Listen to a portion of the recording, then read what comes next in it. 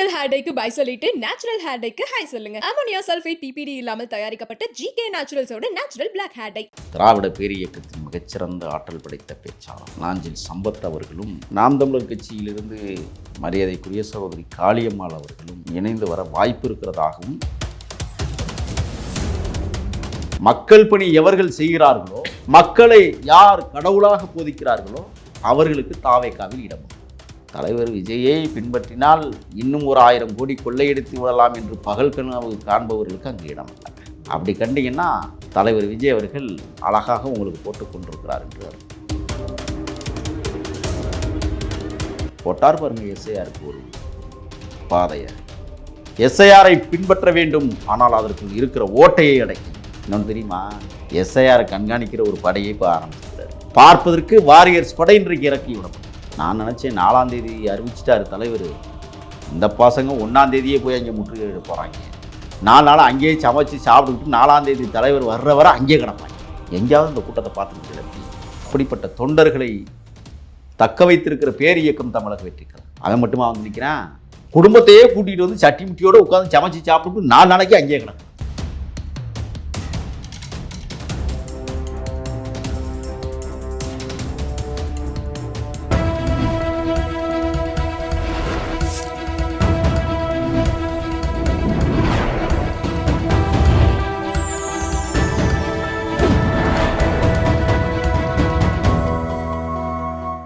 Channel 5 Tamil நேயர்களுக்கு வணக்கம். இன்றைய நேர்காணலில் நம்மோடு பேசுறது தமிழ் தேசிய ஆதரவாளரும் அரசியல் விமர்சகருமான முகிலன் அவர்கள். சார் வணக்கம். சார் வணக்கம். சார், இந்த தமிழக வெற்றி கழகத்துக்கு வந்து பல பேர் வர்றதாகவும் வர ஆசைப்பட்டுட்டு இருக்கிறதாகவும் சொல்கிறாங்களே, என்ன நடக்குது?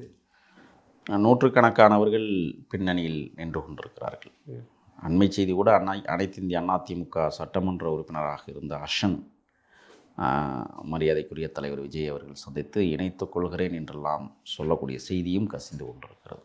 ஒன்று, நளினச்சொல் நாயகன், திராவிட பேரியக்கத்தின் மிகச்சிறந்த ஆற்றல் படைத்த பேச்சாளர், ஏன் நான் பேசுவதற்கு கூட வாய்ப்பாடு எடுத்த வாத்தியார் நாஞ்சில் சம்பத் அவர்களும் தாவேக்காவில் இணைந்து பணியாற்றுவதற்கான ஒரு கருத்தியல் சூழலை உருவாக்கி கொண்டிருக்கிறார். நாம் தமிழர் கட்சியிலிருந்து பிசிறு மசிறு என்றெல்லாம் தலைமையின் கீழ் அவதூறு பரப்பப்பட்டு அந்த கட்சியின் தலைவரையே அசிங்கப்படுத்திய மரியாதைக்குரிய சகோதரி காளியம்மாள் அவர்களும் கட்சியில் இணைவதற்கான எல்லா வேலைப்பாடுகளும் நடந்து கொண்டிருப்பதாகவும் ஒரு தகவல். இதை தாண்டி அனைத்திந்திய அண்ணா திராவிட முன்னேற்றக் கழகத்தின் கர்நாடக பொதுச் செயலாளராக இருந்த புகழேந்தி அவர்கள் தாவேக்காவில் இணைய இருப்பதாகவும் இன்னொரு செய்தி வந்து கொண்டிருக்கிறது. அதேபோல் கேசி பழனிசாமி முன்னாள் நாடாளுமன்ற உறுப்பினர் அவர்களும் தாவேக்காவில் இணைய விருப்பம் தெரிவித்திருக்கிறார். இது அல்லாமல் தமிழக வெற்றி கழகத்தோடு கூட்டணி அமைப்பதற்கு அம்மா மக்கள் முன்னேற்ற கழகத்தின் பொதுச் செயலாளர் மரியாதைக்குரிய அண்ணன் தினகரன் அவர்கள், டிடிவி தினகரன் அவர்கள் கூட்டணி சேருவதற்கான வேலை திட்டங்களை உருவாக்கி கொண்டிருக்கிறார். அவரோடு இணைந்து முன்னாள் முதலமைச்சர் மாண்புமிகு அண்ணன் ஓபிஎஸ் அவர்களும் மாண்புமிகு முன்னாள் அமைச்சர் செங்கோட்டையன் அவர்களும் கூட கூட்டணியில் இடம்பெறலாம் என்கிற கருத்தியலை சொல்லியிருக்கிறார்கள். அதனுடன் சசிகலா அம்மையார் அவர்களும் இணைந்து வர வாய்ப்பு இருக்கிறதாகவும் ஓபிஎஸ் அவர்கள் ஒரு பேட்டியிலே சொல்லியிருந்தார். ஆக அனைத்திந்திய அண்ணா திராவிட முன்னேற்ற கழகத்தின் இன்னொரு பிரிவு தமிழக வெற்றி கழகத்தை ஆதரிக்க தொடங்குகிறது. காரணம், ஏத்துக்கணும்ல விஜய் அவர்கள், அதுதான் பெண்டிங்கில் நிற்கிது. என்ன ரீசன்? ஏற்கனவே இவர்களுடைய அரசியல் விளையாட்டுக்களை அலசி ஆராய்ந்தவர் விஜய் அவர்கள். அந்த தகுதி தங்கே காமிச்சிட்டு போயிடக்கூடாதுன்னு நினைக்கிறார். ஏன்னா இது தூய்மையான நேர்மையான அப்பழுக்கற்ற ஒரு அரசு அமைய வேண்டும் என்பதிலே முனைப்பை காட்டி கொண்டிருக்கிறார் மரியாதைக்குரிய தலைவர் விஜய் அவர்கள். இங்கே அள்ளுச்சில்கள்லாம் வந்து ஒட்டிக்கிட்டு அதே அள்ளுச்சில் வேலைகளை செஞ்சுக்கிட்டு இருந்தால் அசிங்கப்பட்டு போவது நாம் தான் என்பதையும் உணர்ந்திருக்கிறார் தளபதி விஜய் அவர்கள். ஆகையால் யாரை கூட்டணியில் வைப்பது, யாரை வெளியில் வைப்பது என்கிற ஒரு புதிய அத்தியாயத்தை அவர் எழுதி கொண்டிருக்கிறார். இவ்வளவு பேரும் வர துடிக்கிறார்கள். இது அல்லாமல் அதிமுகவை பிடிக்காத தலைமை சில பேர், குறிப்பாக எடப்பாடியாரை ஏற்றுக்கொள்ளாத சில மாவட்ட தலைவர்களாக இருந்தவர்கள் கூட இன்றைக்கு அண்ணன் விஜய் அவர்களை ஆதரிக்க முன் வருகிறார்கள். இதை தாட்டி ஓபிஎஸ் பிரிவில் இருந்து இருக்கிற மாவட்ட செயலாளர்கள் பல பேர் தாவேகாவில் இணைய வற்புறுத்தி கொண்டிருக்கிறார்கள்.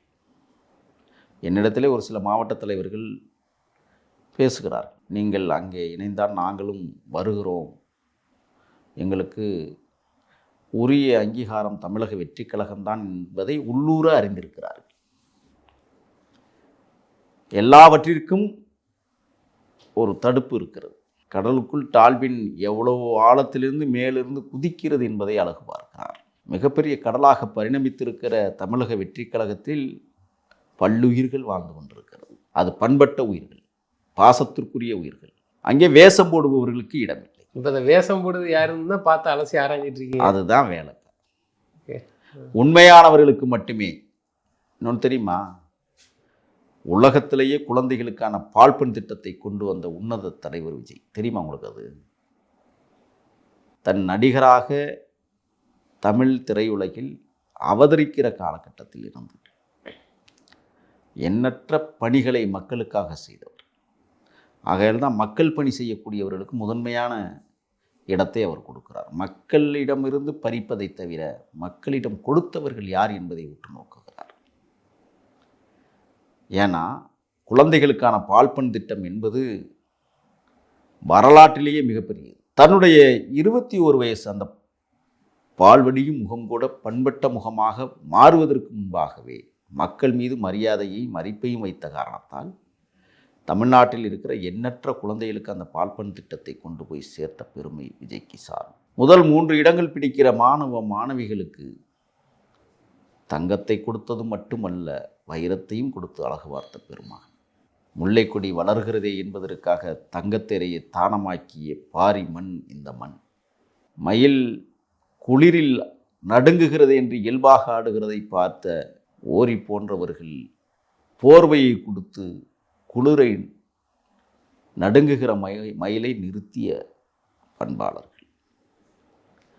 7 வள்ளல்களுக்கு பிறகு 8வது வள்ளலாக, பணத்தால் அல்ல செய்கையால். நிறைய பேர் வள்ளலுமா யாருன்னு தெரியும்னா, பணத்தை வாரி கொள்ளையடித்த பணத்தை கொடுக்குறவே வள்ளலுமா. நிறைய பாரி வள்ளல்கள்லாம் இங்கே இருக்காங்க. ஆனாலும் பண்பட்ட வள்ளலாக, அவ்வைக்கு நெல்லிக்கனி கொடுத்த அதியமானை போல இன்றைக்கு விஜய் மக்கள் பணி செய்வதற்காக பல கோடி ரூபாய்களை வாரி வழங்கிய தலைவன். சுனாமிக்கு 3.5 கோடி கொடுத்துருக்கிறார். யாருக்கான்னு தெரியுமா? அப்போவே 2004. இன்னைக்கு என்ன மதிப்பு? எல்லா புயல்களுக்கும் குறைந்தபட்சம் தமிழ்நாடு அரசு நிதிக்காக 1 கோடி ரூபாய் 1 கோடி ரூபாய் என்று பல கோடிகளை மக்கள் நலன் கருதி இந்த அரஜு கசானாவை நிரப்பிய தலைவர்களில் ஒரு தலைவன் விஜய். தெரியுமா உங்களுக்கு? இன்றைக்கு மாணவ மணிகள் ஒவ்வொரு பள்ளிக்கூடத்திலும் நன்றாக படிக்க வேண்டும், இந்த ஆண்டு நாம் தங்கப்பதக்கத்தை வெல்ல வேண்டும் என்கிற முனைப்போடு படித்து கொண்டிருக்கிற குழந்தைகளை எப்படி உருவாக்கி கொண்டிருக்கிறார் என்பதற்கு எடுத்துக்காட்டுத்தான் இந்த ஆண்டு இறுதியில் அவர்கள் மாவட்டம் தோறும் அல்ல, ஒன்றியங்கள் தோறும் நடத்துகிற தங்க நாணய பரிசுகளை வழங்கி தமிழகத்தை தலைநிமிரச் செய்வதற்கு புதிய அத்தியாயத்தை, புதிய மாணவ மணிகளை உருவாக்குகிற இடத்தில் தளபதி விஜய் திகழ்ந்து கொண்டிருக்கிறார். ஆகையால் மக்கள் பணி எவர்கள் செய்கிறார்களோ, மக்களுக்காக யார் வாழ்கிறார்களோ, மக்களை யார் கடவுளாக போதிக்கிறார்களோ அவர்களுக்கு தாவேகாவில் இடம் உண்டு. தலைவர் விஜயை பின்பற்றினால் இன்னும் ஒரு 1000 கோடி கொள்ளையடித்து விடலாம் என்று பகல் கனவு காண்பவர்களுக்கு அங்கு இடமில்லை. அப்படி கண்டிங்கன்னா தலைவர் விஜய் அவர்கள் அழகாக உங்களுக்கு போட்டு கொண்டிருக்கிறார் என்று அர்த்தம். ஏன்னா திமுகவில் இப்படி தான், அதிமுகலேருந்து செந்தில் பாலாஜி போனவர் எல்லாத்துக்குமே தெரியும் அந்த கதை எப்படின்ட்டு. இதே போன்று தாவேக்காவும் நடந்துடக்கூடாது இல்லை? அதுக்காக இப்போ சிட்டிங்கில் இருக்கிறவங்க கூட வர, நீங்கள் திராவிட முன்னேற்ற கழகத்தில் பார்த்தீங்கன்னா ஏவாவேலு அதிமுக, ராதாகிருஷ்ணன் அதிமுக, எம்ஜிஆரை பின்பற்றிய கையில் பச்சை குத்துன சொல்லுங்க பொதுச் செயலாளராக இருக்கக்கூடிய அவர் பேர் என்ன, துரைமுருகன், எஸ் ரகுபதி, என்ன ராஜ கண்ணசாமி, முத்துசாமி, கண்ணப்பன், இங்கே என்ன சேகர் பாபு, இப்படி நிறைய அடிக்கிட்டே போகலாம். திமுக அத்தனை பேருமே அதிமுகவிலேருந்து போகலாம். போனவங்க. ஏன் தெரியுமா? இந்த திமுகவில் இருக்கணும்னு எவனுக்கும் அறிவில்லை கொள்ளையடிக்கிறது. அதுக்கு தான் இப்போ ஒரு விழா நடத்துகிறாங்க, அறிவு திருவிழா. டேய், அதிமுகவிலேருந்து வந்த அத்தனை பேருக்கு அமைச்சர் பதவி கொடுக்குறோமே, உங்களுக்குலாம் அறிவு இருக்கா இல்லையாடா? நாங்கள் நடத்துகிற அறிவு திருவிழாவில் கலந்துட்டு அமைச்சராகிறதுக்கு ஒரு தகுதியை உருவாக்கிய கோடிக்கணக்கில் பணத்தை வச்சு கொள்ளையடிச்சு வச்சுக்கிறியே, அதை அறிவாக பயன்படுத்தணும்ல, அதுக்கு தான் அறிவு திருவிழா. எப்படி பள்ளிக்கரணா இடத்த ஆட்டையை போடலாம்னு 100 கோடி பங்கு வச்சுக்கணும், பைத்தியக்காரப்பில் 4000 கோடி திட்டம் சொல்லி 2000 கோடி கட்டிட்டு 2000 கோடி கொள்ளையடிக்கிற திட்டமாக உருவாக்காமல் என்னடா பண்ணிகிட்டு இருக்கே? அதுக்கு தான் இந்த அறிவு திருவிழா. ஏயா, ஒரு ஆள்கிட்ட 25 லட்சம் 35 லட்சம் வாங்கினா போதுமாயா? அவனு மாத சம்பளமே 1 லட்சம் 1.5 லட்சம் வரப்போகுது அரசாங்க சம்பளம். நீ போய் அவன்கிட்ட 25 லட்சம் 35 லட்சம் கேட்க, உனக்குலாம் அறிவு இருக்கா? 50 லட்சம் வாங்கணுமியா, அதுக்கான அறிவு திருவிழா. 888 கோடி சம்பாதிச்சாங்களா கேஎன்ஆர். ஆக என்னையா பாட்டிலுக்கு 10 ரூபாய்ன்னு பேசிக்கிட்டு புதுசாக சொல்லு. மூடிக்கு இன்னமே 10 ரூபா ஸ்டிக்கர் ஒட்டிப்பாடல அந்த மூடியில். மூடி மேனுஃபேக்சரிங் காசு கொடுக்கணும்ல, அதுக்கு இன்னமே 10 ரூபா வசூல் பண்ண போகிறாங்க. அதுக்கான அறிவு திருவிழா. தீபாவளிக்கு வந்து எத்தனை கோடி தெரியுமா? 789 கோடியாக வியாபாரம் டாஸ்மார்க்கில். பிச்சு போடுவோம், பிச்சு பத்தாது. பொங்கலுக்கு 1000 கோடியை தொடரணும். அதற்கான அறிவு திருவிழா. அப்படிப்பட்ட அறிவு திருவிழாவுக்கு போகிறவர்கள் தான் அதிமுகவை விட்டு வெளியே நிற்கக்கூடியவர்கள் என்பதை உணர்ந்திருக்கிற தலைவர் விஜய். இங்கே தமிழக வெற்றி கழகத்தில் அறிவு திருவிழாவெலாம் நாங்கள் நடத்த மாட்டோம். ஏன்னா அங்கே இருக்கிறவன் பூரா மிகப்பெரிய அறிவாளி, சாமானியம் கிடையாது. மீம்ஸ் போட்டே கொண்டுருவாங்க. தெரியுமா வாரியர்ஸ் குரூப்பை பற்றி உங்களுக்கு தெரியுமா? உண்மைனா வெளுத்து வாங்கிடுவாங்க தம்பிகள். அந்த படையை உருவாக்கி இருக்கிற தலைவன் விஜய். பண்பட்டவர்களும் பக்குவப்பட்டவர்களும் விஜயிடம் பாடத்தை கற்றுக்கொண்டவர்கள் தான் அங்கே பயணிக்க முடியும். அந்த பாடம் எப்படிப்பட்ட பாடம் தெரியுமா? போட்டார் பாருங்க எஸ்ஐஆருக்கு ஒரு பாதையை. எஸ்ஐஆரை பின்பற்ற வேண்டும், ஆனால் அதற்குள் இருக்கிற ஓட்டையை அடைக்க வேண்டும். எந்த மாதிரி ஓட்டைகள்? நேற்று எதுனா ஒரு அம்மா செத்து போச்சுன்னு கள்ளக்குறிச்சியில் தெரியுமில்ல, கணக்கெடுப்பு நடத்த போய் மன உளைச்சலே செத்து போச்சு ஒரு செய்தி வந்துக்கிட்டு இருக்கு. உண்மையாக போய் அங்கிறது நம்ம தான் ஆய்வு பண்ணணும். பத்திரிகை செய்திகள் மட்டும் இல்லை, தொலைக்காட்சி ஊடக செய்திகள் வந்து கொண்டிருக்கிறது. மன உளைச்சலுக்கு ஆளாகிறார்கள் அந்த வாக்குப்பதிவை பதிவு செய்யக்கூடிய தாய்மார்கள். மழை காலத்தில் எதுக்கடா தமிழ்நாட்டில் எஸ்ஐஆர் என்று கேட்டார். இந்த ஓட்டைகள்லாம் அடைக்கணும், அதை அடைச்சா தான் தமிழ்நாட்டுக்கு சரியாக இருக்க முடியும். இன்னொன்று தெரியுமா? எஸ்ஐஆரை கண்காணிக்கிற ஒரு படையை இப்போ ஆரம்பிச்சிருக்கிறார். அவன் என்ன பண்ணுறான், என்ன செய்கிறான், எந்தெந்த ஓட்டை நீக்கிறான், எந்தெந்த ஓட்டை செத்தவனை உயிரிழப்புறாங்கிறதெல்லாம் சந்திப்பதற்கு பார்ப்பதற்கு வாரியர்ஸ் படை இன்றைக்கு இறக்கி விடப்பட்டிருக்கிறது. அள்ளு தெரிச்சு போயிட்டு இருக்க ஆரம்பிச்சு. என்னடா இவங்கள்ட்ட பண்ணுறது, எங்கடா போய் எதை மறைக்கிறது? நீ என்ன செஞ்சாலும் கண்டுபிடிப்பதற்கு தாண்டா நாங்கள் உளவு படைய வச்சுருக்கோம். ஓ அண்டமானம் தண்டமானம் இன்னும் ஒரு 4 மாதம் தான் பொறுத்துரு, வச்சு செய்வோம். இல்லை, எப்படியாவது இந்த எலெக்ஷனில் 200 தொகுதியை ஜெயிச்சுட்டு திரும்பவும் ஆட்சியில் உட்காந்துன்னு நினச்சிட்டு கனவு கண்டுட்டு இருந்தாங்களா? இப்போ பெரும் வழியில் இருக்கிற மாதிரி. 200 ரூபா தான் கொடுக்க முடியும், 200 தொகுதியெல்லாம் பெறவே முடியாது. அப்படியே கொடுத்தாலும் ஓட்டும் அது விழுதாங்கிறது எப்படி விழுகும்? இல்லை, நம்ம மக்கள் தமிழ் மக்கள் கொஞ்சம் இது சென்டிமெண்ட் நீங்கள் அதெல்லாம் துட்டை கொடுத்துட்டா நீங்கள் பார்த்துட்டேன். அதெல்லாம் துட்டெல்லாம் பார்த்துட்டான் நம்ம தமிழ் மக்கள். 200 ரூபா கொடுத்து நீ என்னை ஏமாத்துறியா? ஒரு நாளைக்கு 7 காசு கொடுத்து என்னை ஏமாத்திடலாம்னு நீ நினைக்கல. 1000 ரூபா கொடுத்தாங்க, அதுக்குன்னு ஓட்டு போடுறாங்க. 1000 கொடுத்த காசுக்கு உண்மையா இருக்கும்னு நினைக்கிறாங்க. மக்கள் என்ன முடிவு எடுத்துக்கிறாங்க தெரியுமா? 1000 ரூபா கொடு, ஒன்று ஒப்பமுட்டு காசா? நீ உழைச்ச காசா? என் உழைப்பில் சுரண்டி கொளுத்த உன் காசை நானே வாங்கிக்கிறேன் கொடு. அப்படி வந்துட்டாங்க மக்கள். 1000 தான் தர்ற, 5000 கோடி கொள்ளையடிச்சு வச்சுக்கிறியே, இன்னும் ஒரு 5000 கொடுக்கக்கூடாதா? போகிறதும் கொடுத்துட்டு போ என்ற இலக்கிற்கு வந்திருக்கிறார்கள். நான் கேட்குறேன், 1000 ரூபா வாங்குறாங்கல்ல மக்கள் மாதம் 1000 ரூபா வாங்கிட்டு எந்த கூட்டத்துக்கு போகிறாங்க? யாரை பார்க்க போகிறாங்க? 1000 பேர் கூட்டத்தை கூட்டுகிறார்கள் என்றால் 1000 ரூபா காசும் பொருந்தும். தமிழக வெற்றி கழகம் கூட்டத்துக்கு தான் போகிறான். நீங்கள் திமுகவிற்கு போகிறாங்க யார் தெரியுமில்ல? நீ 1000 ரூபா கொடுத்தா நான் வந்துடணுமா? 200 ரூபா கொடு, கட்டிங்க குவாட்ரு பிரியாணி அது கொடுத்தா தான் அவனுங்க வந்தாலும் கூட்டத்துக்கு பார்க்குங்களா? ஆனால் தலைவன் வருகிற செய்தி அறிந்தாலே, நான் நினச்சேன் 4ஆம் தேதி அறிவிச்சிட்டாரு தலைவர், இந்த பசங்க 1ஆம் தேதியே போய் அங்கே முற்றுகையிட போகிறாங்க. 4 நாள் அங்கேயே சமைச்சு சாப்பிட்டுக்கிட்டு 4ஆம் தேதி தலைவர் வர்ற வரை அங்கேயே கிடப்பாங்க. எங்கேயாவது இந்த கூட்டத்தை பார்த்துருக்கிறீங்களா? இப்படி 4 நாளைக்கு முன்னாடியே போய் ஆக்கிரமிச்சுக்கிறது இடத்த. டேய் தலைவனை பார்க்கணும், முன்னாடி எனக்கு இடம் கொடு, முதல் ஆள் நான் தான். எங்கேயாவது பார்க்க முடியுதா? அப்படிப்பட்ட தொண்டர்களை தக்க வைத்திருக்கிற பேர் இயக்கம் தமிழக வெற்றி கழகம். அவன் மட்டுமா வந்து நிற்கிறான்? குடும்பத்தையே கூட்டிகிட்டு வந்து சட்டி முட்டியோடு உட்காந்து சமைச்சு சாப்பிட்டுட்டு 4 நாளைக்கு அங்கேயே கிடக்குறேன். கடை வியாபாரத்தையும் போடுறாங்க, வியாபாரத்தையும் போட்டு வாழவும் வைக்கிறாரு ஒரு பக்கம். நீங்கள் 4 நாளைக்கு ஒரு அரை மணி நேரம் தலைவர் பேசுகிறாருங்கிறதுக்கு 4 நாளைக்கு முன்னாடியே குடும்பமாக வந்து கூட்டமாக வந்து உட்கார்ந்தா கடைகள் புதுசாக முளைக்குது. அந்த 6000 தான் வர்றான், சொந்த உழைப்பில் 4000 5000 பத்தாது. அண்ணாக்கு கூடிய கூட்டம், எம்ஜிஆர் கூடிய கூட்டம், அதுக்கப்புறம் கருணாநிதி அவர்களுக்குலாம் கூடல, திரு விஜய் அவர்களுக்கு தான் கூடுது. காசு கொடுக்காம, துட்டு கொடுக்காம. நீங்கள் எம்ஜிஆர் காலத்தில் காசு கொடுக்காம கூப்பிட்டாங்க, கருணாநிதியெல்லாம் காசு கொடுக்காம ஒரு நாளும் கூப்பிட்டதே இல்லை. அதான் சொல்கிறேன். ஆனால் பெருந்தகை பேரறிஞர் அண்ணா இந்த மக்கள் சக்தியை உருவாக்கினார்.